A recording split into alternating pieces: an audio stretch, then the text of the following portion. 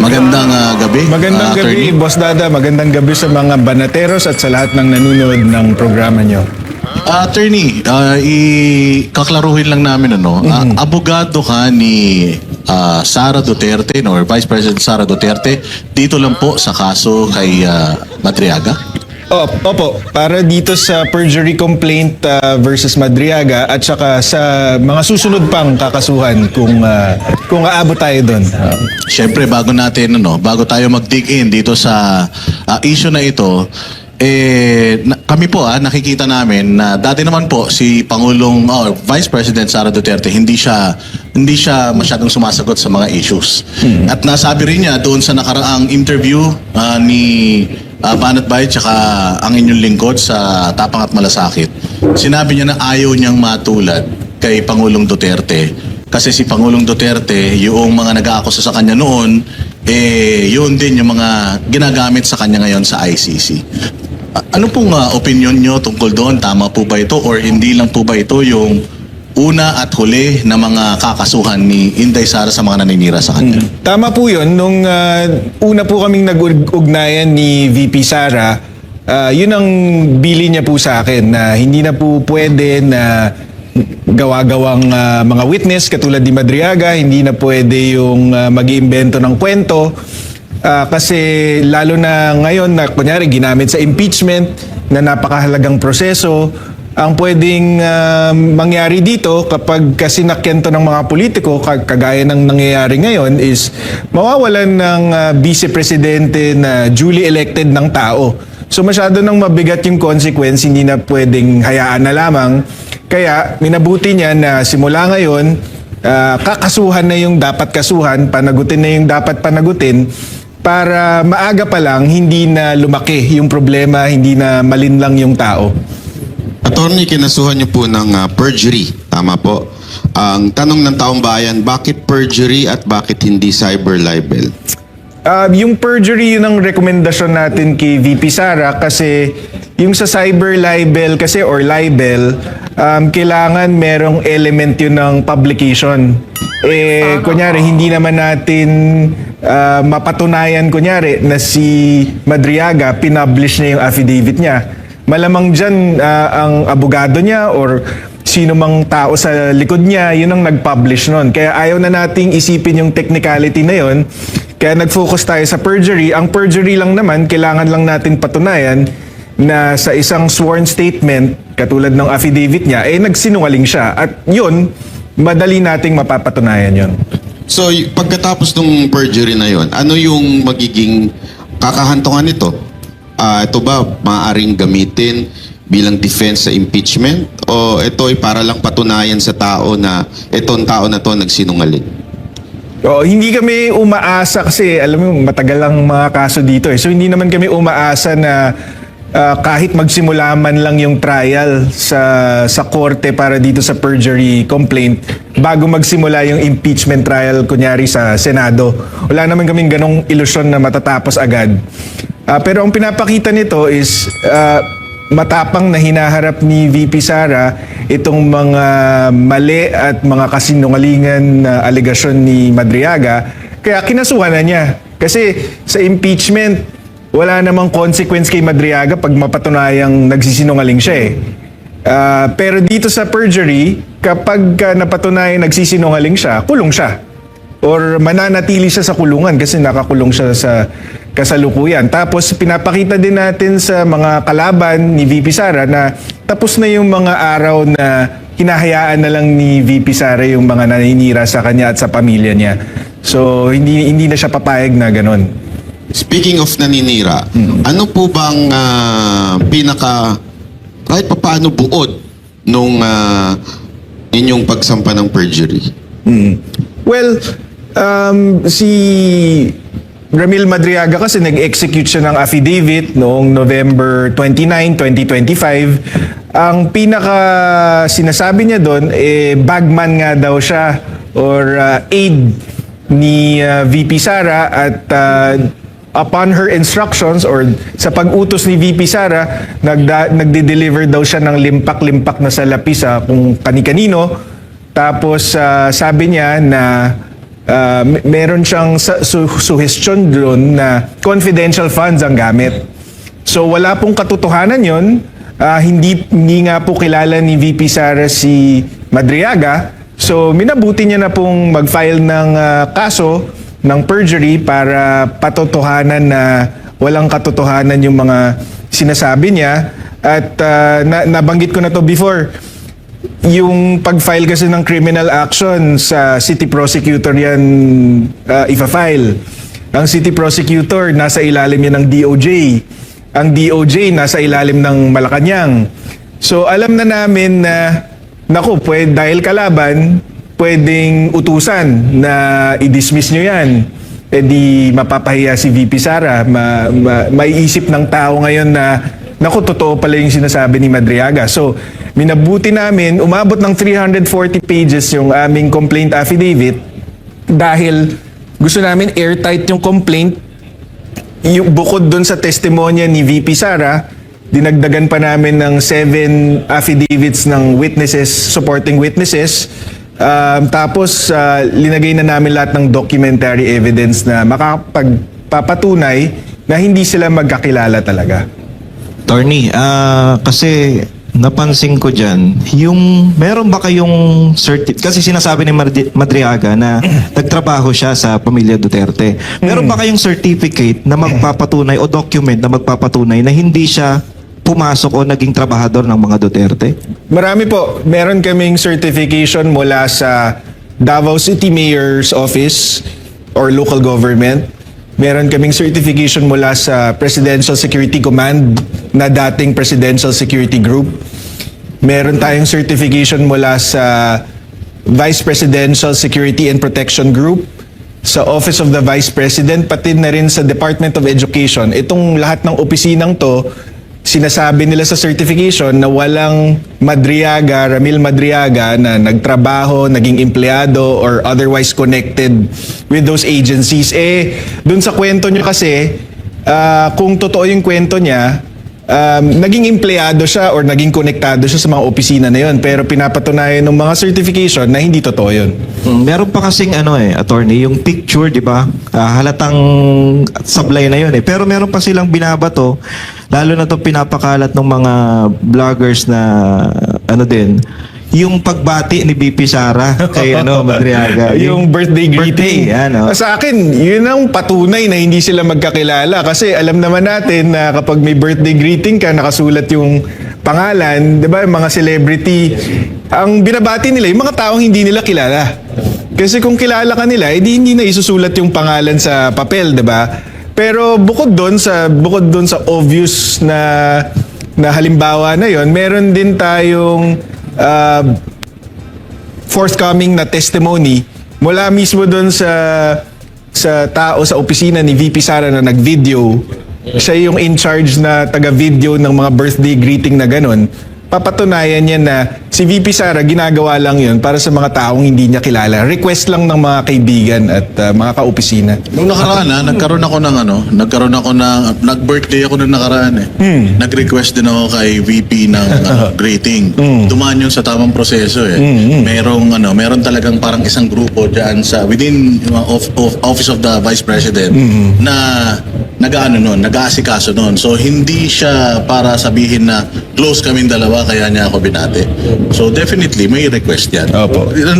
Binigyan ko lang ng konting sundot yung sinabi ni attorney. Pero ba't ini-interview mo parang si BP Sara close na close kayo? Hindi. Close na kami. Pero ganun yung mata mo pag pero sigurado ako, hindi niya alam kung kailan ang birthday ko. Sigurado ako hindi niya alam kailan ang birthday ko. Attorney, nabanggit nyo, madaling patunayan tong perjury. Actually, parang sinabi nyo nga, ito yung hulog pa ng langit para doon sa impeachment.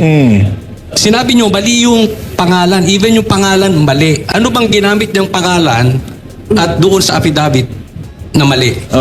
Yung pangalan kasi talaga ni Ramil Madriaga is Ramil Lagonoy Madriaga. Nandun yun sa kaso niya. Nabanggit ko na ito before na hindi yung pagkakulong ngayon ni Madriaga for kidnapping for ransom, hindi ito yung unang pagkakataon. Nakulong na siya noong 1997 for kidnapping for ransom din, pero na-acquit lang siya sa Supreme Court. So malinaw na ang pangalan niya doon, Lagonoy, Lagonoy. Pero doon sa affidavit niya, Lagunoy ang ginamit Hindi kaya niya. typo lang? Dalawang beses niya inulit. Pero ang amin lang is ganun ka haphazard ang paggawa nitong affidavit na to na pati yung pangalan mo, nagkamali ka pa. Nabanggit nyo yung most wanted. Ito, ang 5. Nabanggit pa nga ng police before na nadinig ko sa interview nyo, itong si Madriaga sa kidnapping. So, bakit ito pa ang gagamitin considering na sobrang napaka-imposible naman na gamitin ito ni BP Sara? Hindi ko alam, ganun sila kadesperado. Tingin ko kasi wala talaga silang mahanap eh. Wala silang mahanap na tao na makakapagdiin kay VP Sara. So, kumuha na lang sila ng willing to do it, 'di ba? Yung gustong gumawa, may rason para gawin. Ang nakikita nating rason dito, malinaw naman, meron kaming presenta na text message mula kay Ramil Madriaga papunta kay Lieutenant Colonel Dennis Nolasco na inaanyayahan niya na kumbaga bumaliktad itong si Nolasco at kesyo sabihin niya na lang daw na yung confidential funds binigay ni Nolasco kay Madriaga, siya na daw ang magpapaliwanag para daw hindi makulong si Nolasco kasi siya daw magiging state witness daw siya. Mukhang makakalaya siya kaya niya ginagawa to. May kapalit na kalayaan tong testimony niya. Tony, about this, itong kumakalat din na parang text messages na conversation between Madriaga ata ito and VP Sara Duterte. So ano masasabi niyo dito? Is this legit ba to o gawa-gawa lang? Kasi pwede natin gawin to eh. Kahit ako pwede kong gawin na gawa-gawa ng pangalan eh. Wala pa naman akong nakikitang any text messages na kumakalat between VP Sara and Madriaga. Although si Attorney Palad nung isang araw, may binanggit siya na text message nga. Pero hanggang ngayon wala pa akong nakikita at kung may lumabas ba na ganyan, gawa-gawa lang yan. Kasi nakausap ko si VP Sara tungkol dito at malinaw na wala siyang ugnayan dito sa taong to. So hindi niya alam ang numero nito, wala siyang communication dito. In fact, nung kampanya nga, doon sa Isip Pilipinas na binuong grupo ni Madriaga, hindi man lang kilala ni VP Sara si Madriaga. Ang kilala niya doon sa Isip Pilipinas ay itong si Attorney Ryan Kilala na dating Associate Dean ng San Sebastian kung saan nag-law school si VP Sara. Yun ang kilala niya, hindi si Ramil Madriaga. Okay. So, eto po, sabi nyo, napakalaki kasi ng walingan nito. So, what do you think drives Madriaga to do this? Sa tingin nyo po, naiipit lang siya ng mga taong nagpapaikot sa kanya? O nagpapagalaw sa kanya? Or paano po ba? Maaring yun kasi yun ang pinapakita ng text message na pinadala niya kay Nolasco. May binanggit pa nga siya doon na parang sinasuggest niya doon sa text message na paandar daw nito ng Administrasyong Marcos. Kasi doon sa text na yon, bandang dulo, sabi niya, galit na galit si BBM kay VP Sara, hindi lang pinapahalata. So, pwedeng yun. Gusto niyang makalabas, tapos tinitake advantage niya itong political na away ni BBM at ni VP Sara para makalaya. Pwede rin namang napakasinungaling lang talaga niya kasi like before ako pumunta dito may nakita akong bagong video na nagtuturo si Ramil Madriaga sa isang klase tapos yung background nakalagay Attorney Ramil Madriaga hindi naman siya attorney. In fact doon sa affidavit niya mismo inamin niya na hindi siya pumasa ng bar. So mukhang sinungaling lang talaga siyang tao. Mukhang con artist talaga siya. Kaya ganito yung kinalabasan. Alright. Ako. Ito, para once and for all. Kilala mo ba kung sino yung amo niyan? Hindi eh. Ako Hindi kilala, ko- ako parang kilala ko eh. Sino? Ikaw na magsabi. Wala, baka makakasuha na naman. Makakasuha na naman ako. Pero ano yung motibo niya talaga? Para makalaya sa ako, ganun yung... Mukhang ganun ang lumalabas kasi nakakulong na siya eh. Ano pa bang hihilingin mo, 'di ba, kundi makalaya?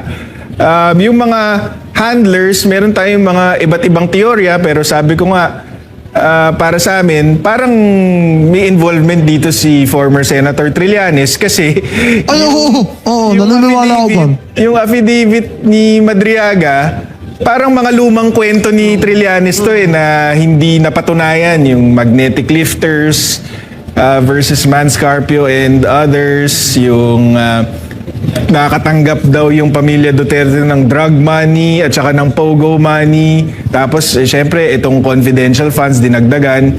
So, puro, kwentong Trillanes. So, posibleng siya ang nasa likod nito. So, ano yun, di ba? Alam naman natin na sinuwalit ng hayop na makuyagan na to. So, alam naman natin din sa mananalo, anong kaparusahan pag napatunayan nagsisinungaling siya? Ay, Wala ko masampalin niya sa na makulungan. Ibig sabihin nun, magkikita kayo dun. Hindi naman. Hindi naman. Pero, luki, no? Luki kayo, no? Kasi actually nothing to lose siya. Ayan, Kung nothing to lose tutuusin, kasi nakakulong na siya. Pag napatunayang nag-commit siya ng perjury, di dagdag lang sa kulong, baka yun ang kasama sa pag-iisip niya na gawin ko na to kasi pag nanalo ako, pag napatalsik namin si VP Sara, makakalaya ako. Pag hindi naman, nakakulong na rin Eh ako. kung naman talaga sa mananalo, ginahin na lang, no? Makabawi naman lang kami yung store ko niya sa buhay natin, no? Pero sa amin nga, sabi nga ni Coach na para sa amin kasi hulog ng langit eh. Hindi naman namin pinaplano na medyo natagalan yung pag-file namin ng perjury complaint. Ba't ko sinasabing hulog ng langit? Kasi alam naman namin kasinungalingan siya, wala siyang kwenta.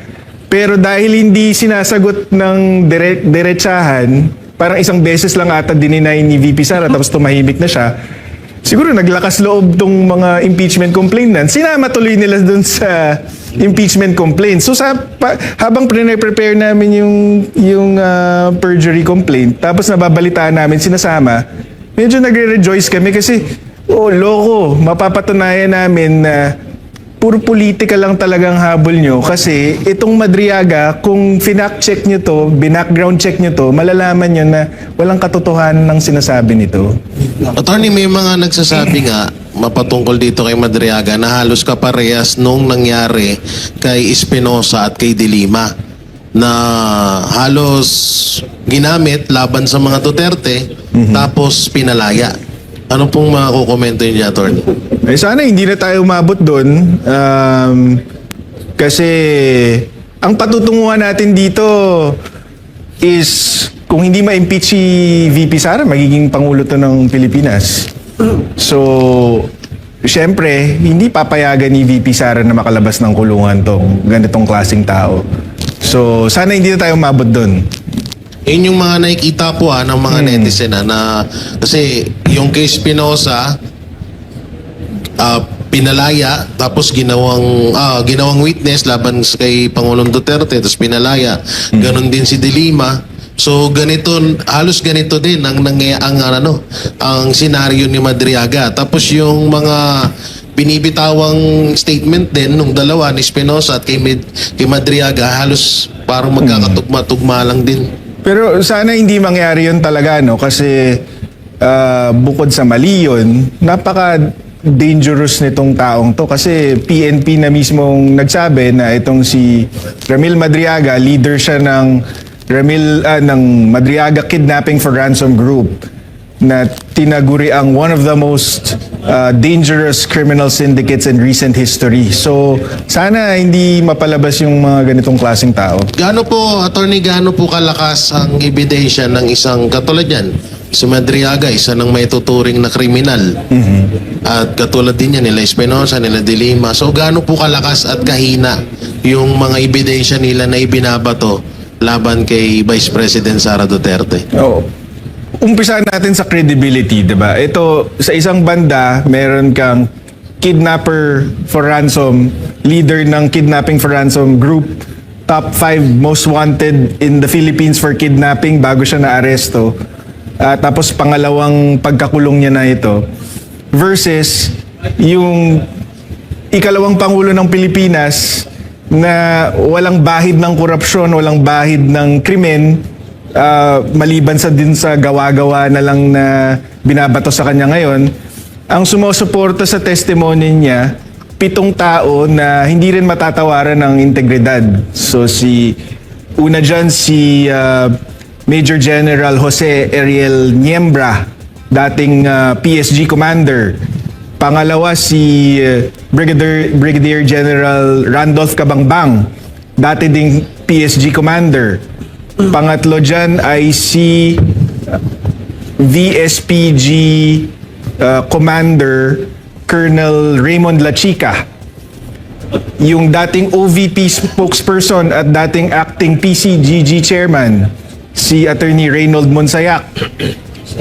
Si Lieutenant Colonel Dennis Nolasco na dating Department of Education Security Officer, at si Miss Ana Magnaye na isang events organizer based in Davao. So kung i-compare mo lang yung credibility, wasak na wasak si Madriaga, 'di ba? At also din kahit yung numero, kasi itong 7 to plus VP Sara, kino-corroborate nila yung mga testimonya nila eh. Pero si Madriaga, so far, mag-isa. At mukhang walang nagko-corroborate sa testimonya niya kahit isang tao. May narinig tayo kay Attorney Palad na suddenly, last week lang, sabi niya, yung mga kasama niya daw sa kidnapping for ransom, kaya daw suportahan yung testimonya ni Madriaga. So gano'n na naman tayo. Balik na naman tayo dun sa walang kredibilidad na mga tao ang nagbabato ng putik kay VP Sara. Paliwanag lang natin, attorney, gaano ka-importante ang credibility ng isang tao para sa kanyang demanda? Kasi sinasabi ng iba, wala namang kinaugnayan yung issue ng kidnapping niya na nakakulong siya doon sa sinasabi niya pagdating sa pag-deliver ng pera.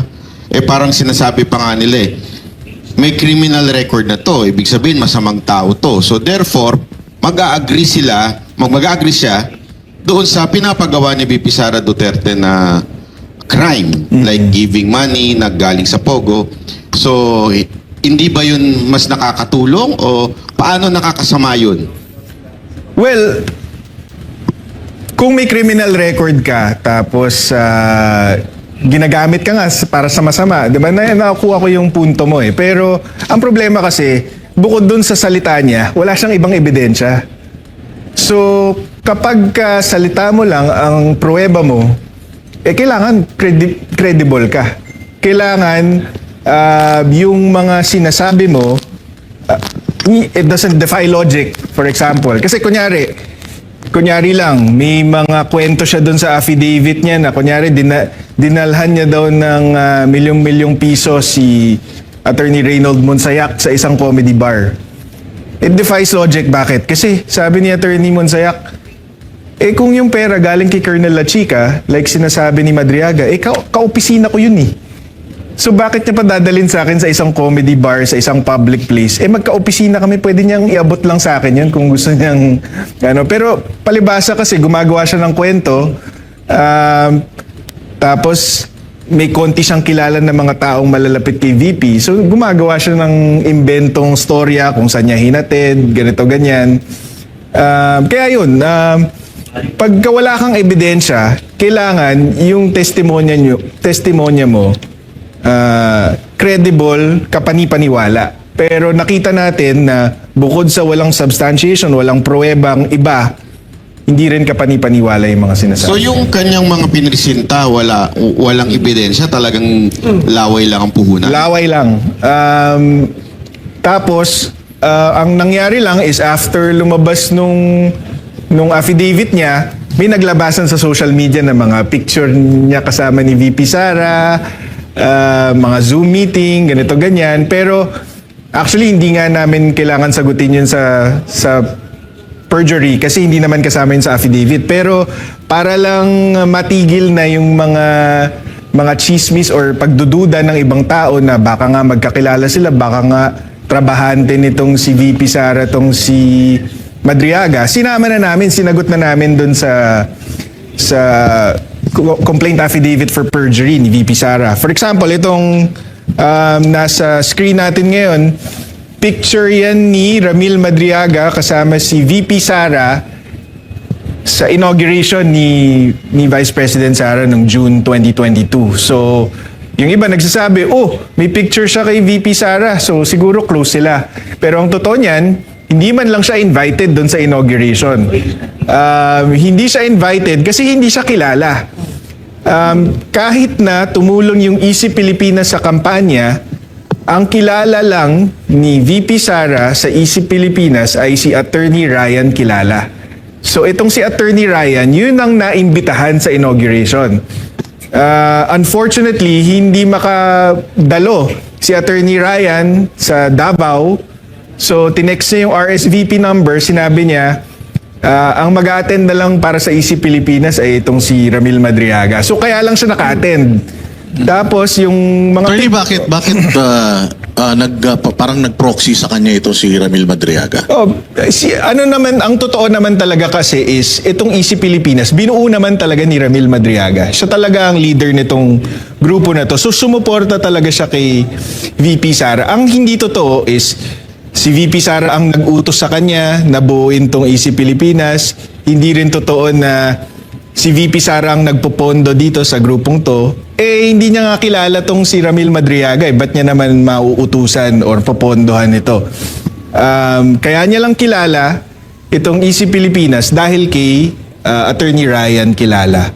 So, hindi siya naimbitahan, nag-proxy lang siya. May picture siya, pero sabi naman ni Miss Ana Magnayen na yung events organizer para doon sa inauguration, lahat ng tao pinaunlakan ni VP Sara para makipag-picture taking sa kanya, para umabot ng 6 na oras, 6 p.m. to 12 midnight. Sila nagpipicturan doon sa harap ng Davao City Hall. Tapos, para lang mapatunayan na hindi siya special, ginawa namin dun sa complaint affidavit, inattach namin 1,200 pictures nung gabing yun. Para ipakita na, uy, hindi ka special, isa ka lang out of 1,200 na nagpa-picture kay VP. Attorney, ngayon established na walang connection talaga si VP Sara dito kay Madriaga. Sabi nga, prosecutor's dream to eh. Pag na-cross-examine to, talagang lulubog to. Ngayon, ang tanong lang, just in case ma-impeach si VP Sara, magagamit ba ito para matanggal o mabaliwala yung impeachment? And second, yung sinasabi ng karamihan ng mga trolls o yung mga manunood sa kabila, na ginagamit nyo daw ito para chilling effect or wala nang lumabas na mga witnesses para patungkol dito naman sa impeachment.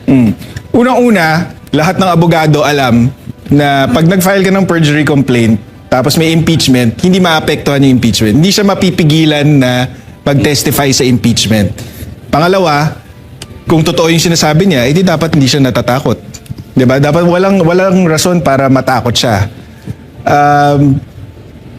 So hindi ko nakikita kung bakit magkakagano ng effect kung totoo yung sinasabi niya. Tapos yun nga, dahil nga alam namin na hindi mapipigilan yung testimony niya sa impeachment, kaya okay lang sa amin i-file ito because gusto nga namin siya mag-testify eh. Para mapakita niya sa buong mundo na sinungaling siya. Diba? Na para mabasag nga siya sa cross-examination. May analogy kami na itong si Madriaga, parang Trojan horse ito eh. Pero gawa nila. So, kung gusto nilang papasukin to sa Troy, hindi namin sila pipigilan, diba? Inyo na yan. Diba? Gusto nga namin yun eh. Pero, hindi pwedeng hindi siya managot. 'Di ba? Hindi naman pwedeng abangan na lang natin sa impeachment, basagin na lang natin, walang consequence. 'Di ba? Kailangan pag napatunayang nagsinungaling ka, kailangan makulong ka. Attorney, di po dapat ito maprotektahan kasi pwede niyang i-lead kung sino boss niya eh. kung kaninong tanim to eh. So, agree ba tayo na sinasabi din doon sa impeachment na kukunin na nila? Doon na lang sa Congress. Sa akin, para sa akin, okay sa akin yun. Kung ano ang makaka-ensure na ligtas siya, na buhay siya, na makakapag-testify siya, okay sa akin yun. Kasi gusto natin malaman kung sino ang nasa likod niya. Gusto natin aminin niya na gawa-gawa lang yung testimonya niya laban kay VP Sara. Tapos kung titindigan niya yung testimonya niya, edi gusto natin yun para mabasag siya on cross-examination, mahubaran yung mga politiko, mga kongresista na nagtutulak na to na politically motivated lang talaga. Hindi ebidensya, hindi pananagutan ng habol nila. Yes. Kabaliktaran, no? Kabaliktaran pala ito ng propaganda nila na hinaharas daw siya sa kulungan. Tapos kamakailan lang, merong balita rin coming from yung lawyer niya na billions daw ang ino-offer para manahimik siya. Anong komento niyo dyan? Hindi, gusto nga namin siyang kumanta eh. Sabi ko nga, we don't want him silence, we want him singing like it's videoke night. Kasi yung mga sinungaling sa bibig na uhuli yan eh. So, sige lang, diba? Mag-testify ka. Wala namang pumipigil sa'yo, di ka namin pipigilan. Gusto ka namin mag-testify. Nag-start daw yung paglabas ng kanyang testimonya. November 2025, tama?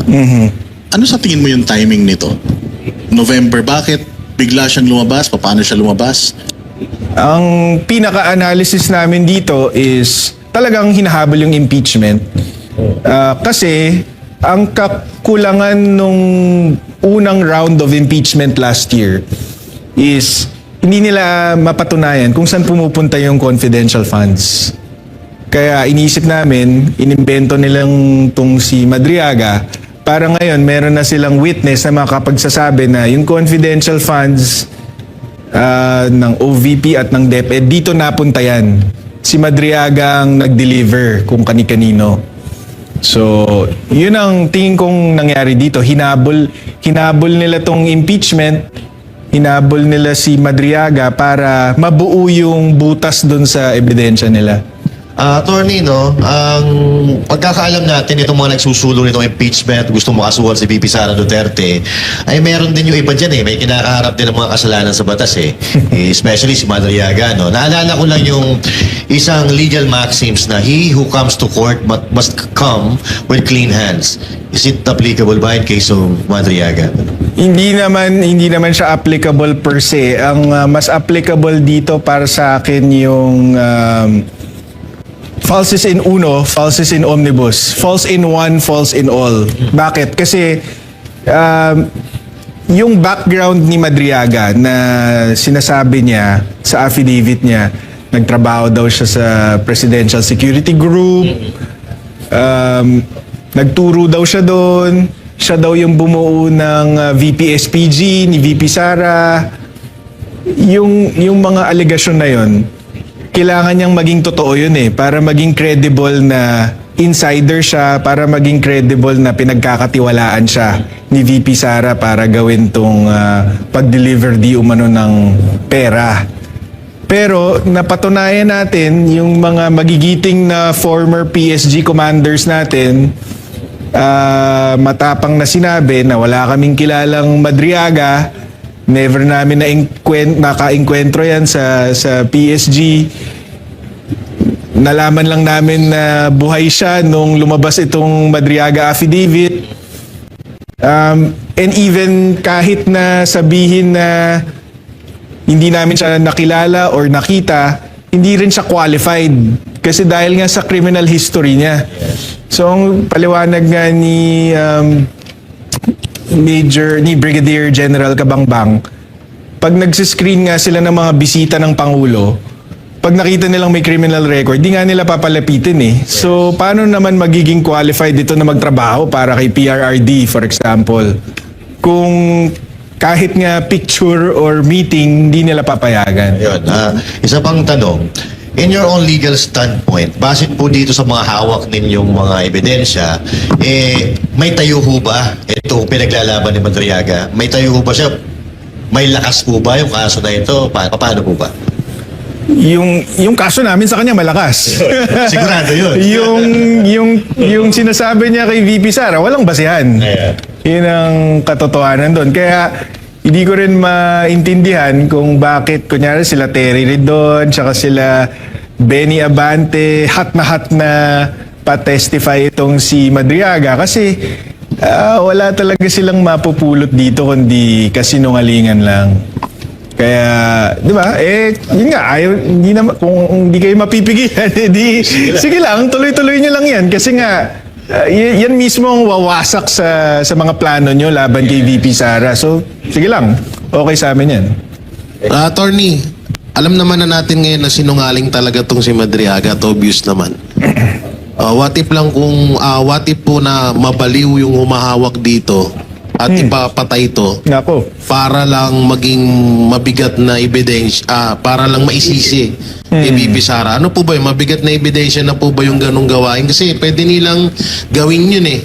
Alam naman natin ang kayang gawin ng mga anti-Duterte. Sana hindi mangyari yun. Pero kaya ako nga paulit-ulit sinasabi na gusto namin buhay siya eh.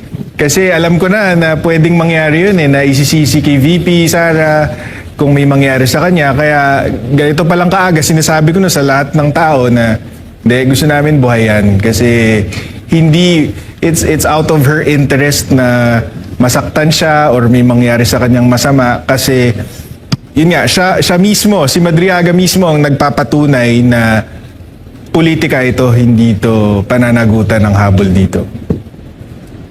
Pagdating naman, attorney, doon sa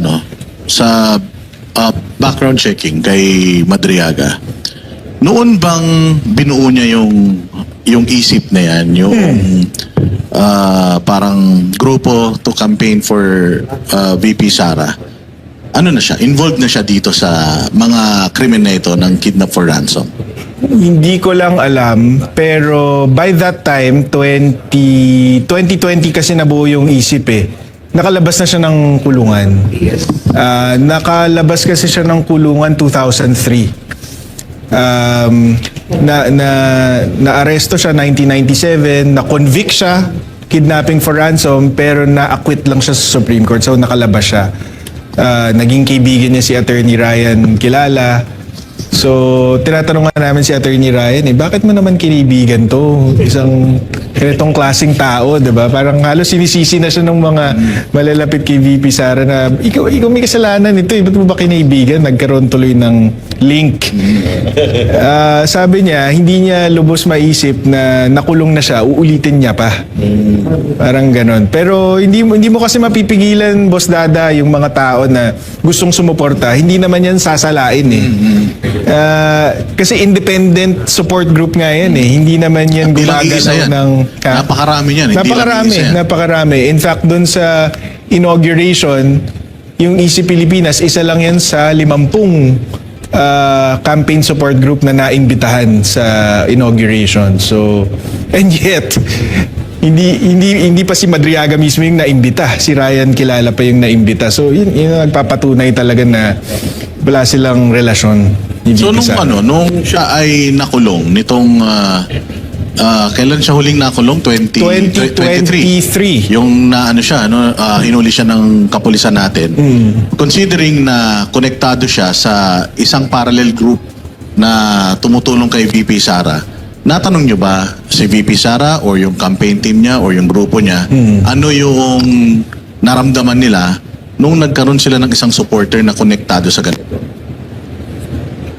Hindi, bago lang kasi ako bagong katrabaho ko lang kasi si VP Sara, so hindi ko siya natanong nung pumutok yung issue.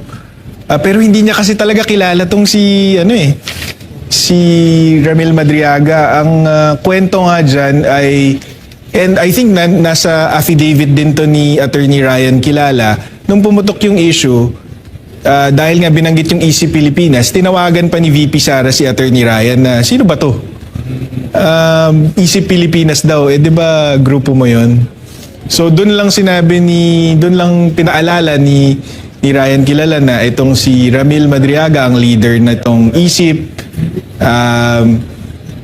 dati na siyang nakulong for kidnapping for ransom, kaya ako siya nakilala because actually yung San Sebastian Legal Aid ang nag-abogado para dito sa kay Madriaga, kaya siya nakalabas ng kulungan. Na-acquit siya dahil sa efforts ng San Sebastian Legal Aid, tapos naging kaibigan niya, tapos yun nga eventually naging tagahanga ni VP, bumuo ng campaign support group. So itong si Attorney Ryan, obviously nagsisisi siya.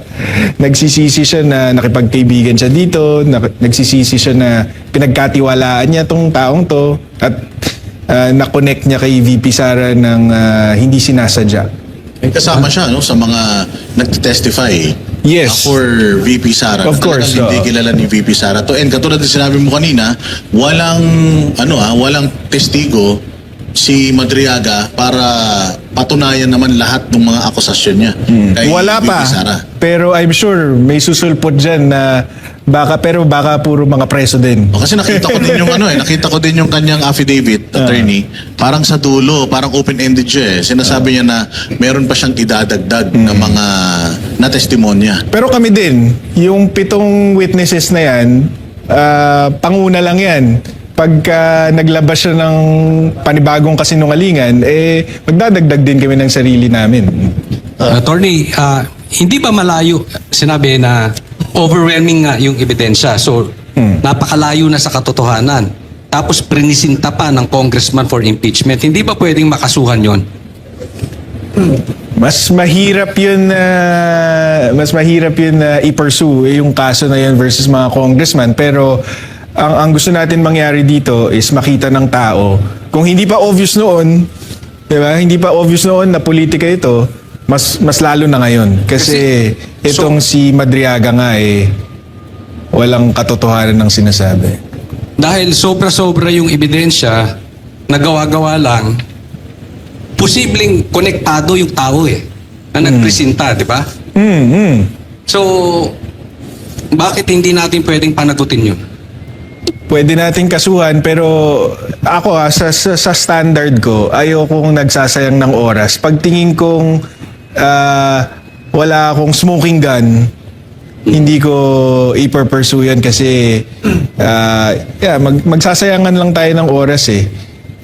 Siguro pag may lumabas na talagang matibay na ebidensya na itong mga to nagmi-meeting, talagang sila yung nag-provide ng storya dito sa taong to, or kung si Madriaga mismo ang umamin, Hindi, diba? hindi kasi di ba yung nabanggit nyo, ito yung nilalako ni Trillanes.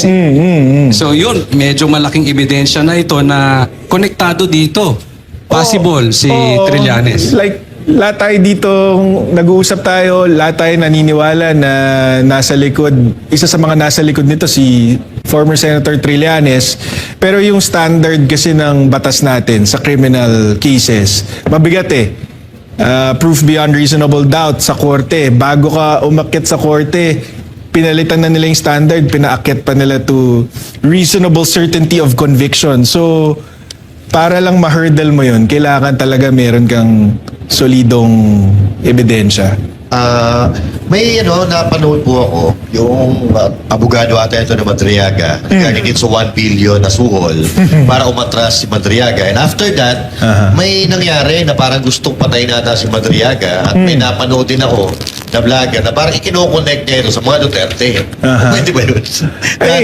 Wala naman sila sa pangyarihan.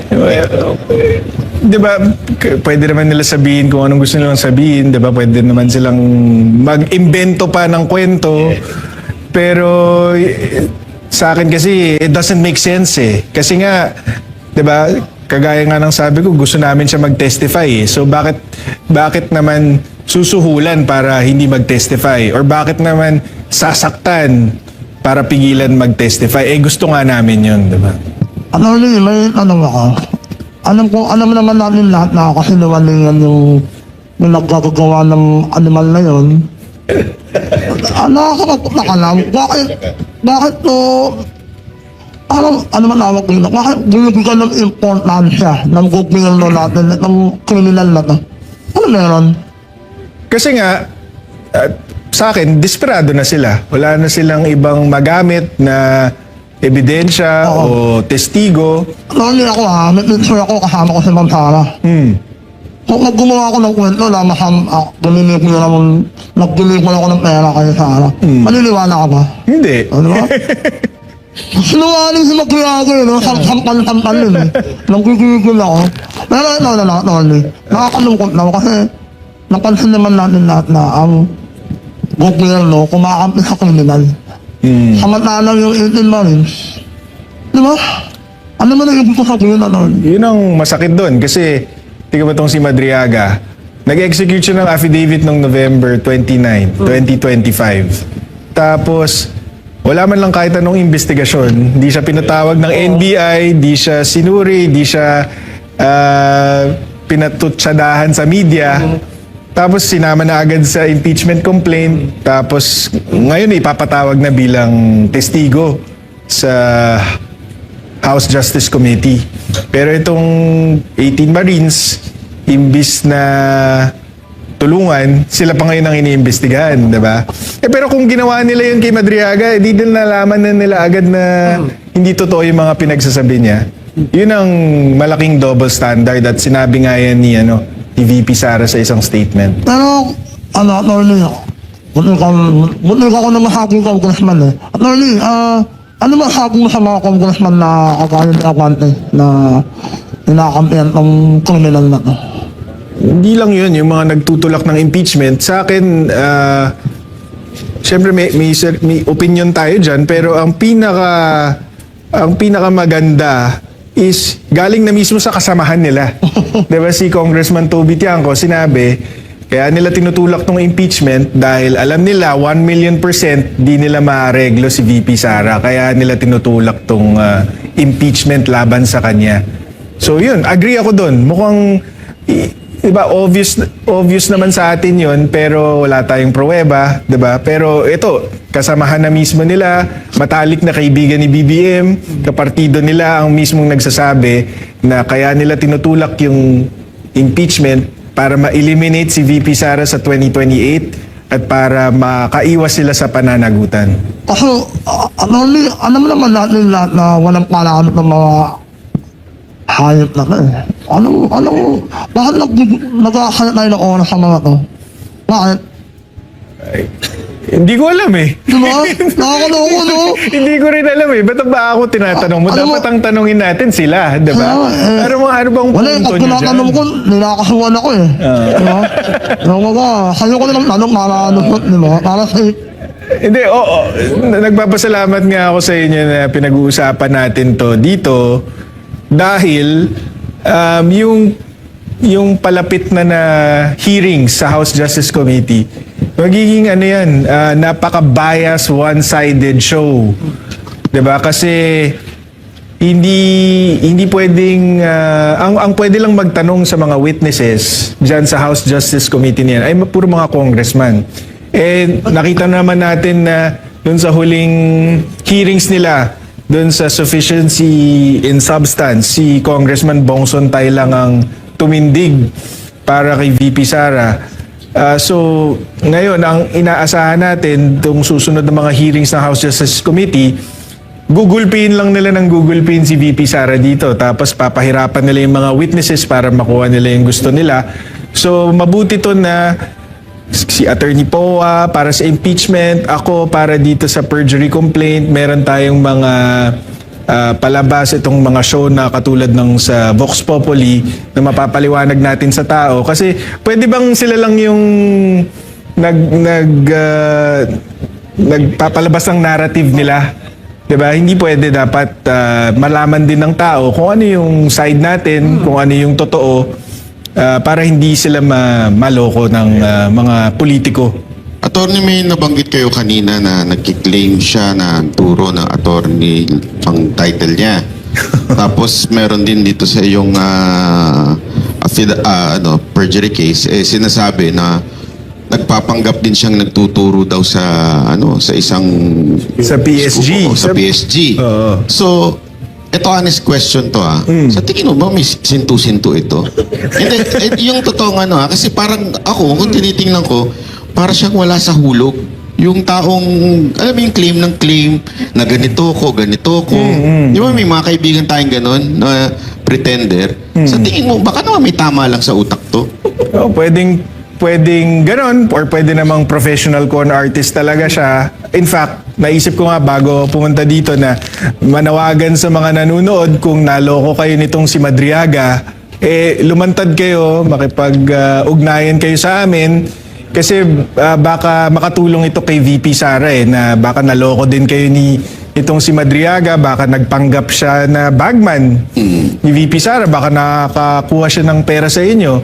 Sabihin nyo sa amin para baka magamit natin laban sa kanya. Or kahit sino pang ibang niloko niya kasi kung lahat ng tao nagsisinungaling siya, edi magko-cross-cross yung mga yan, di ba? Magkakamali siya. So, kung hindi naman sa kailangan natin ng additional evidence, sobra-sobra na, pero para lang tuldukan na itong taong to, diba? Kung meron kayong nalalaman, sabihan nyo kami. Para pala itong isang vlogger, ano? Yung Sino yan, sir? Sino? yung nakulong. Yung galit na galit. Hindi kasi nabanggit ni attorney na parang con artist ito. Parang sa madaling salita, yung scammer ba? So parang gano'n ang nakikita niyo sa kanya na parang nangi-scam lang siya and ginamit niya to para makalaya siya. Bakit ba? I mean, posible ba yun? Nakasuhan ka, nakulong ka dahil sa murder, tapos suddenly magsasalita ka, tapos pwede ka nang maging witness protection ka na kagad? Kaya ang pagka inaral mo to, talagang mapapaisip ka na yung gobyerno mismo ang isa sa mga tumutulong sa kanya. Kasi, yun nga, like you said, hindi naman konektado yung kidnapping for ransom dito sa mga binibintang niya kay VP Sara So, paano siya mapapalaya? Di kung kausap niya yung Department of Justice, pinangakuan siya na, hindi namin gagalingan yung pagpresenta ng evidence laban sa'yo. Or baka impluwensya naman nila yung huwes. 'Di ba? Baka ganun ang mga klaseng pangako kasi hindi nga talaga konektado. Pero sinong klaseng tao or sinong tao ang may kapangyarihan na gawin 'yun? Yung mga nakaupo lang sa gobyerno ang kaya nun. Attorney, dun sa paghatid niya ng pera, kasi meron siyang nabanggit dun sa affidavit niya na meron daw siyang na-deliver dun sa mayor sa Laguna. Tapos, alam natin walang credibility itong tao na to. Meron ba siyang inattach na picture o yung plate number man lang nung sasakyan para ma-identify na yun talaga yung ginamit sa paghahatid ng pera? Wala. Wala talaga. Laway lang talaga ang puhunan niya dito. Walang kahit isang kaprasong ebidensya, wala man lang pangalan ng mayor. Diba? Isa pa yun kaya namin siya gustong mag-testify kasi may mga allegation siya na masyadong general, mahirap i-verify, mahirap ding patunayan na hindi totoo. Kasi kunyari magbibigay siya ng date, kunyari sometime in December 2022, 30 days yun Diba? So mahirap i-rule out yun na para masampal namin sa mukha niya na nagsisinungaling ka. Kaya gusto namin siya lumantad, ibigay mo sa amin yung date, ibigay mo sa amin yung specific location, ibigay mo sa amin yung specific na pangalan. Kasi pag binigay niya sa amin yun, alam namin na mapapasinungalingan namin siya. Meron pang meron pang isang sinabi siya na may nag-drive ng isang sasakyan na iniwan niya. Meron kayong sagot doon, meron din ba kayong tawag dito certification? Meron. Yung sabi niya, meron daw white Vios na merong laman na 80 million na pinadeliver sa kanya ni Lieutenant Colonel Nolasco. Ang ginawa niya daw, iniwan niya daw yung sasakyan sa parking lot ng SM Mega Mall. At a few days later daw, nakita niya na ang nagmamaneho nung same white Vios na yon ay si Ria Kilala, asawa ni Attorney Ryan Kilala. Pero imposible yun kasi hindi naman marunong magmaneho pala tong si Ria Kilala. Wala siyang lisensya, di siya marunong magmaneho. So meron tayong prinisenta doon na certification mula sa LTO licensing section na kahit kailanman hindi nagkaroon ng lisensya tong si Ria Kilala. Attorney, Ria na to, itong si Madam Ria Kilala, talagang nag-testify siya or magte-testify din siya na hindi talaga ako nagmamaneho, hindi ako marunong magmaneho. Hindi na natin siya dinamay, hindi na natin siya ginalo. Ang magte-testify for her is si Attorney Ryan Kilala. Siya yung kumuha ng certification mula sa LTO. Hindi ba niya sinabi, attorney, yung sasakyan, di ba, 80 billion? Ano ba yun? Naka-envelope, naka-maleta, naka-paper bag? Hindi niya sinabi na kung paano niya sinakay sa kotse. Oo. Naka-duffel bag daw. Yun yung sinabi ng abogado. Hindi na maleta. Abogado ni Madriaga. Speaking of yung lawyer, sa dami nung inyong parang mga dinidebunk ninyo na mga claims niya, isa lang yung parang sinasagot ng abogado niya eh. Yung hindi naman niya kiniklaim na siya ay kumbaga parang listed as listed as employee, connected dito sa ganito. Yun lang yung sinasagot niya. But yung ibang mga sinasabi ninyo tungkol sa mga inconsistencies sa testimonya ni Madriaga, hindi niya sinasagot. But hindi lang siya ang nagsasabi niyan, pati si Congressman Terry Redon, yan din ang sinasabi na kasi nung nag-file tayo, sinabi natin agad, meron kaming certification na hindi naging empleyado yan or konektado dito sa mga government offices nito. So, unang araw pa lang sabi ni Terry Redon, ano yan, baka confidential employee yan. Tapos, ito naman si Attorney Raymond Palad, sabi, never siya naging empleyado ng gobyerno kaya wala siyang record.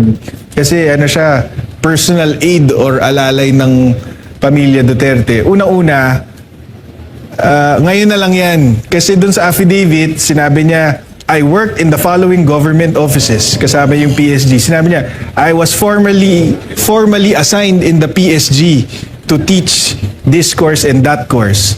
So, tapos, sabi ni VP Sara, yung allegation mo na nag-provide ka ng security para sa akin, yung transport services, yung intelligence operations, pawang kawani ng gobyerno lang ang pwedeng gumawa niyan para sa akin eh.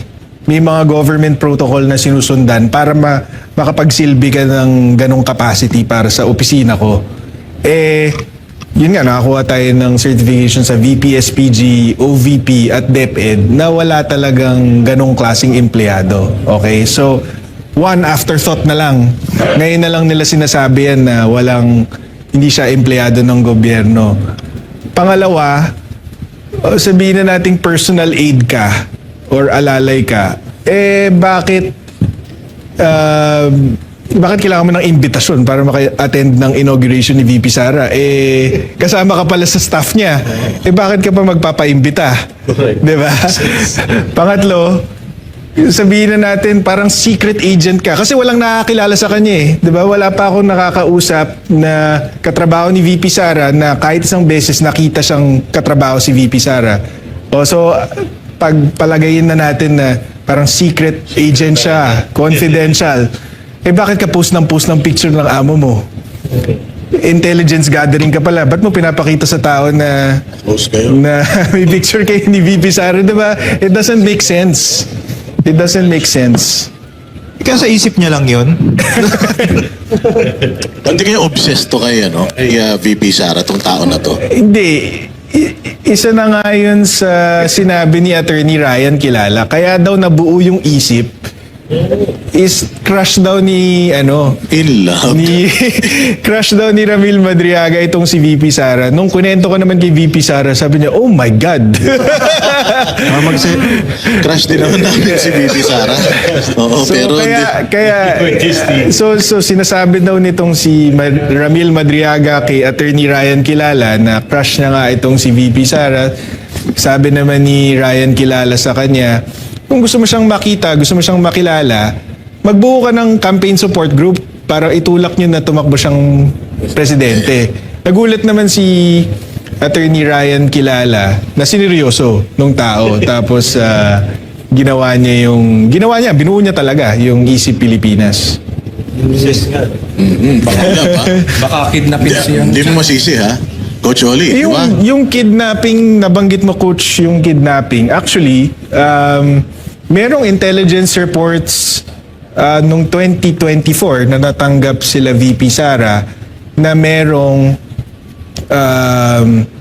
Madriaga Kidnap for Ransom Group na hindi pala kidnap pero pinaplanong i-assassinate si VP Sara, na may nag-hire daw dito sa Madriaga Kidnap for Ransom Group to assassinate her. Pero dahil nga hindi niya kilala, hindi niya na-connect na itong Madriaga pala, Easy Pilipinas pala ito. Na-put together niya na lang nung pumutok tong affidavit ni Madriaga, tinawagan niya si Attorney Ryan, sabi niya, sino, kilala mo ba to? Easy Pilipinas daw. Yan yung dating San Sebastian law, hindi na pumasa pero na-convict, tinulungan ng San Sebastian Legal Aid, naging kaibigan ko, naging supporter mo, ganito ganyan. So, yun ang kwento doon. Attorney, yung mga yung mga kung sakali mang matukoy at mapatunayan yung mga taong nasa likod ni Madriaga, ano pong mga kaso na kakaharapin nila? Perjury din, number 1, pwede ding libel, dahil paninirang puri talaga yung ginawa nila kay VP Sara. Baka pwede rin nating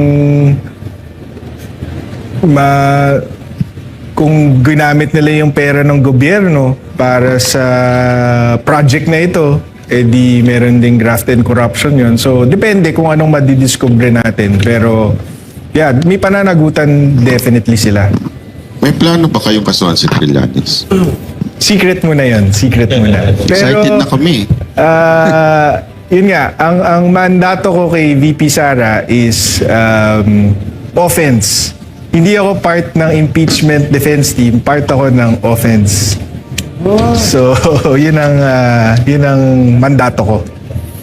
So pagdating attorney dito sa Congress, since kasama ito sa articles of impeachment, yung testimonya ni Madriaga, mag-appear ka ba sa Congress para sabi mo opensa ka, so pagdating dito sa depensa sa Congress, so hindi ikaw iba? Hindi po. Ang impeachment defense team, yan sila Attorney Poa, sila Attorney Monsayak at yung Fortune Narbasa.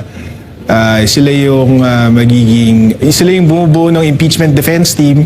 Tapos kung kailangan nila ng tulong, syempre we're very happy to help. Lalo na kung tungkol dito kay Madriaga at doon sa iba pa nating kakasuhan, willing na willing tayong tumulong syempre in any way that we can. Pero mabuti, attorney, huwag ka na mag-appeal doon. Kasi nandun si De Lima eh. Baka may love sa'yo.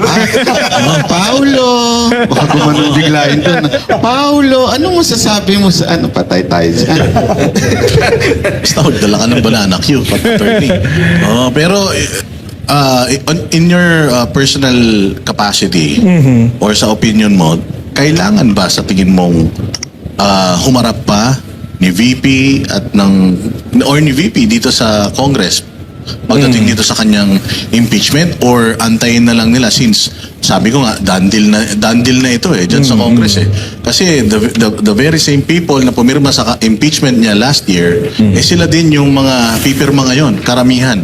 So dapat ba antayin na lang natin umakyat yan sa Senado? Sabi ko nga, in my personal capacity and not speaking on behalf of the Vice President,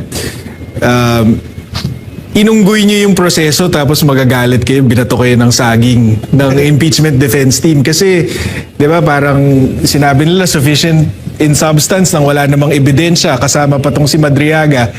So, nung sinagot sila ng impeachment defense team na wala kayong ultimate facts, hindi nyo man lang napatunayan na merong impeachable offense, gagalit sila na non-answer daw, ganito ganyan. Pero yun nga medyo foregone conclusion na dito sa House Justice Committee. Tapos hindi mo naman pwedeng i-cross-examine yung mga testigo. Sila lang ang pwede. Tapos hindi din pwedeng nag-participate yung mga abogado. Sabi ni Luis Troata kanina na dapat daw si VP Sara mismo ang... Siya lang. So, At kailangan si VP Sara daw ang magpakita ng ebidensya. oo. Masasabi Siyempre, niya. alam natin mali yun, di ba? Dahil sila yung nag-aakusa eh. Di ba? Kaya nga nila dinaanan yung proseso na kailangan nila i-determine kung sufficient in substance eh, para malaman kung meron bang sapat na aligasyon at ebidensya para maging impeachable offense or para magkaroon ng trial for an impeachable offense versus VP Sara. Tapos ngayon pa lang sila magpapasampina ng records, ngayon pa lang sila magpapatawag ng witness. Pero syempre ang pinaka alam ko dyan is yung kay Madriaga. Isipin mo yung affidavit niya laway lang nga, walang kahit anong attachment, tapos dahil dun sa testimonyang yun merong impeachable offense si VP Sara. Kaya alam mo talaga na naluto na yung proseso. Ano? Ito bang 7 testigo natin, if ever kailanganin sila sa Congress, ready din silang humarap sa Congress para patotohanan na hindi talaga konektado itong Madriaga na to sa kay VP Sara at sa mga Duterte. Tingin ko hindi sila papatawagin. kasi hindi yun ang gusto nila marinig eh. Ang gusto nila marinig, inutusan si Madriaga na dalhin tong confidential funds kung kani-kanino. So, palagi ko hindi sila mag-iimbita ng kahit sino mang tao na makakapagpatunay na hindi totoo yung sinasabi ni Madriaga. Pero kung papatawagin, definitely, willing sila mag-testify. Attorney, dito sa sinabi ni Madriaga na nagturo siya doon sa CSSP, tapos dininay naman ito ni Lieutenant Colonel Nolasco ng PSG, di ba? Tapos meron siya sinasabi na PSSPA member si hindi PSG member. Kasi Nakuhanan niyo po ba ng statement yung PSSPA? ganito po yan. Kasi ang sabi ni Madriaga, nagtuturo daw siya sa PSG, sa Presidential Security Group. At in fact, si PRRD daw mismo ang nag-assign sa kanya sa PSG para magturo ng tactical driving courses tsaka strategic transport courses. Pero pinasinungalingan niya ni Lieutenant Colonel Nolasco kasi ang sabi niya sa testimonya niya, hindi naman yan miyembro ng PSG eh. Ano yan, parang faculty member lang yan ng isang external service provider. Ang nangyari kasi dyan, yung PSG, meron silang programa na pag miyembro ka ng PSG, pa-retire ka na, gusto nila na yung mga opportunities mo after PSG mas maganda. So, gusto nila na kumuha ka ng certificate courses para gumanda yung resume mo. So, ang ginawa nila, pumayag sila na yung mga PSG members, magsa-certificate course sila, tapos, pero sila yung magbabayad mismo, silang voluntary, sila magbabayad, pero para hindi na sila lalayo, dito na lang sa PSG. So, hindi siya official PSG activity. Yung training is provided by an external company. Doon nagtuturo si Madriaga. So, pinapalabas niya na nagturo siya sa PSG, pero ang totoo is external na siya, hindi siya taga Sa part PSG. ng PSG. Oo, tapos parte siya nitong company na PSSPA. Ang ginawa natin is pinakita natin na private company itong PSSPA, pinakita natin yung corporate papers niya. Tapos, hindi na tayo kumuha ng statement kasi doon sa Facebook page mismo ng PSSPA, doon sa pictures nila, yung photo album nila para doon sa course na tinuro sa PSG compound, nakalagay, Ramil Madriaga, faculty member ng PSSPA. So, yun ang nagpapatunay na hindi ka taga PSG at saka hindi ka inassign dyan ni PRRD para magturo dyan, kundi parte ka lang nitong PSSPA. Tapos si Lieutenant Colonel Nolasco kasi in 2021 naging commandant siya ng PSG Training School. Yun yung nagpro-provide ng in-house training for PSG members. Sinabi niya na lumapit daw tong si Madriaga sa kanya para mag-alok na pwede bang ako yung magtuturo ng tactical driving and strategic transport sa PSG. Tinanggihan to ni Lieutenant Colonel Nolasco kasi in-house subject matter experts ang nagtuturo nito. So hindi pwede si Madriaga magturo ng ganong klaseng course. So talagang parang ano siya, no? Medyo iba yung Yeah. thinking niya, no? Siya mismo Scammer. nagpresenta na magtuturo. Hindi siya iniimbitahan. Hindi. So ito si Madriaga, hindi talaga siya organic member ng AFP or ng PNP ever. Hindi siya military, hindi siya police, Kahit reserve, hindi siya hindi. PSG. Reservist, hindi Pero din. yung mga pinapalabas na sa affidavit niya, pang ganong klaseng, parang pang ganong klase, taga PSG, taga VP-SPG. Sinabi niya nga siya nga nagbuo ng VP-SPG. Mantakin mo yun, parang hindi ka military, hindi ka police, hindi ka man lang civilian member ng mga opisina ng PSG or VP-SPG. Pero sabi niya, siya ang pinagkatiwalaan na buuin yung security team ni VP Sara. Isang kriminal. Parang nag-hallucinate siya, no? Matindi yung So, sinasabi nito. Ibig sabihin, attorney, basura talaga ito. Kasi kung matatanda natin, binasura yung first impeachment ni BP Sara. Aha. Para sa tingin ko, parehas lang eh. Parehas lang yung ikinakaso, maliban lang dito sa pagkakadagdag kay Madriaga, na basura din ang mga Basura sinasabi din, natin. oo. Yun nga, pero ang nadagdag kasi dito, kunyari, itutulak talaga nila to kahit may ebidensya o wala. Pero ang dinadagdag kasi dito, dati kasi may sinasabi sila, Mary Grace Piatos, kung ano-anong mga aliases. Alam naman natin na karaniwan yun sa intelligence community na gumamit ng alias. Yes. Kasi kundi ma-didiscover yung asset mo, edi patay yun, di ba? Ang dinadagdag ni Madriaga na testimonya is dinala ko mismo yung pera dito sa taong ito. So yun yung wala noon eh. Noon parang, tignan mo niyo yung mga resibo niyo, hindi naman totoong pangalan. Yes. So baka may kalokohan dito. Pero ito kasing si Madriaga, ang sinasabi niya, hindi, ako mismo yung nag-deliver. So yun yung nadagdag. Parang nagpapanggap na teacher pero recto lang pala. Sa recto lang galing. Attorney, meron siyang di ba? Meron siyang mga addresses na binibigay dito sa may bandang Fairview. Napuntahan niyo ba yan? Yung mga addresses niya? Oo, actually, napuntahan yung sa Novaliches, Jordan Novaliches, yeah, Plains. Jordan Plains. Sinabi niya kasi Santiago family sa Jordan Plains subdivision. Ang nakita namin is sa buong Jordan Plains na napakalaking lugar, 3 lang ang bahay na pagmamay-ari ng Santiago. Tapos lahat sila hindi siya kilala. Parang yung tapos 'di ba yung isa, hindi nila kilala. Parang yung isa hindi ko na maalala yung mga trabaho, parang fish vendor yung isa. Yung isa, nakalimutan ko na. Pero we did check that out. Tapos wala, it doesn't lead anywhere. Talagang nag-effort kayo na talagang Oo. nag-due diligence kayo Kasi para... sabi ko nga sa'yo, Boss Dada, ang kalaban mo dito, gobyerno diba? So, yun ang pinakaunang sinabi ko kay VP Sara, pwede tayong magkaso, pero kapag nautusan yung prosecutor or yung DOJ kunyari, baka mag-backfire to sa atin kahit na alam natin na may kasinungalingan tong si Madriaga.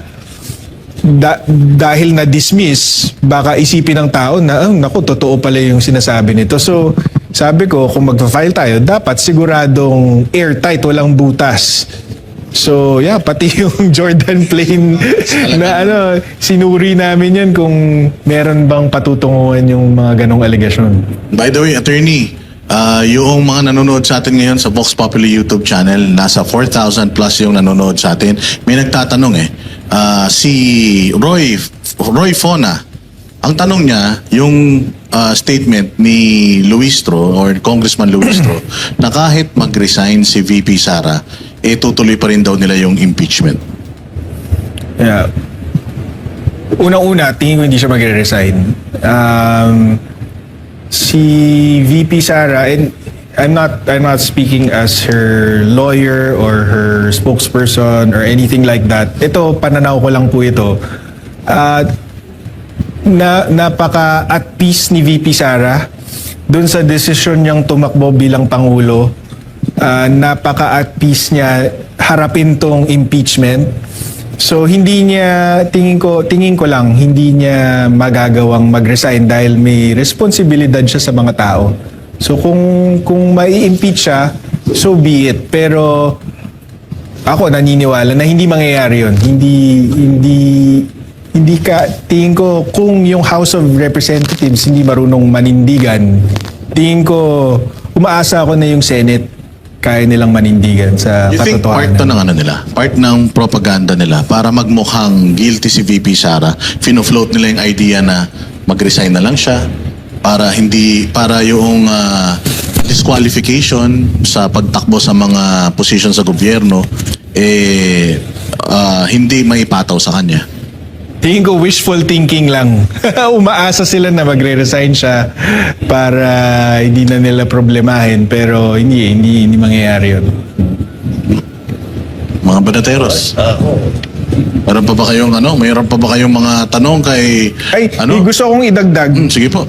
Banat dun sa yung ugnayan kasi ni Lieutenant Colonel Nolasco at saka ni Madriaga. Sa huling interview ni Attorney Raymond Palad, sinasabi niya na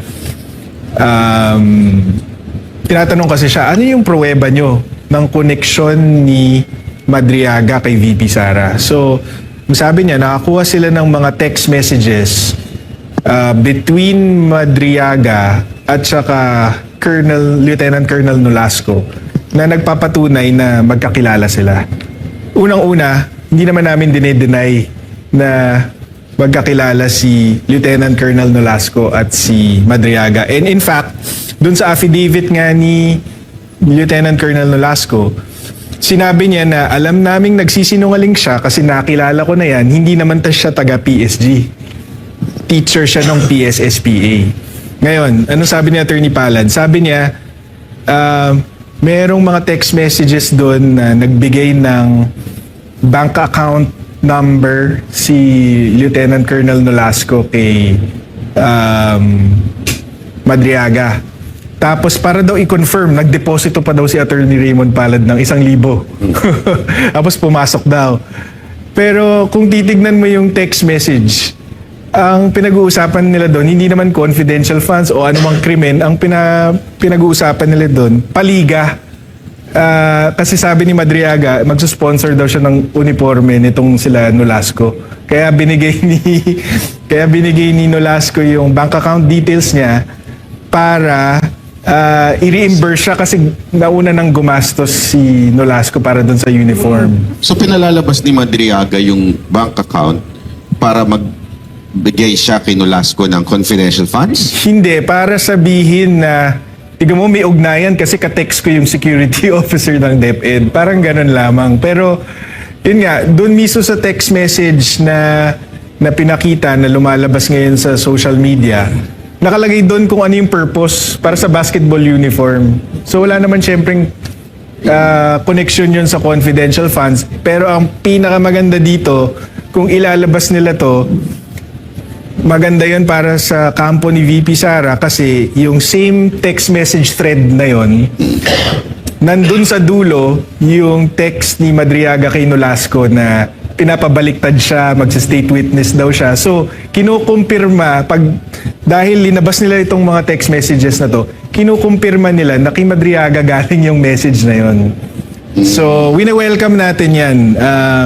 Actually, kahit anong ilabas nila, wini-welcome natin dahil alam natin na gawa-gawa lang. So pinababaligtad ni Madriaga si Nolasco. Oo, sabi niya, Parang sumama siya doon sa kwento. oo, sabi niya, Nolasco, sabihin mo na lang na yung confidential funds, sa akin mo binigay. Tapos, ako na lang magpapaliwanag kung anong ginawa ko dun sa pera. Meron bang sagot si Nolasco doon? Hindi na siya sumagot. Preserve niya agad yung message, tapos report niya kay VP Sara at sa mga abogado niya. Oh, huli pero di kulong ano. Kulong, actually. Pero kulong. Nakakulong na. Huli, pero nakakulong na. Pero Attorney, gusto pa mukhang lumabas, ano niya ha? talaga to, no? Mukhang gawain niya talaga kasi doon pa lang sa sinabi ni Nolasco. Nolasco na na parang gusto niya mag-volunteer na magturo ng ganito. Parang may na talaga siya. Parang matagal na talaga siyang may plano na ganito yung gagawin niya ngayon.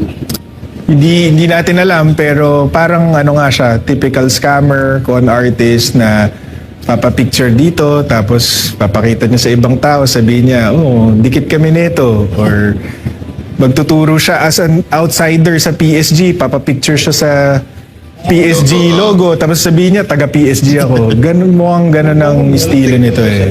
Epilem the second. Napakaganda nitong panayam na to, mga banateros, ha. Parang alam mo, dati idol ko si Attorney Sal Panelo, pero mukhang nagbago yung ko ngayon. Parang palagay ko, pwede na magpahinga si Attorney Sal, may pumalit na mas magaling pa. Oo. Ito yung friendly na kasing talino ni... Friendly? Bakit? Hindi, kasi si Attorney Sal Panelo, seryoso. Hindi mo masungit, seryoso lang. Ito yung friendly, Mga comment nga dito sa YouTube tinatanong si attorney kung single ba siya katulad ni Gocholi. Hindi po.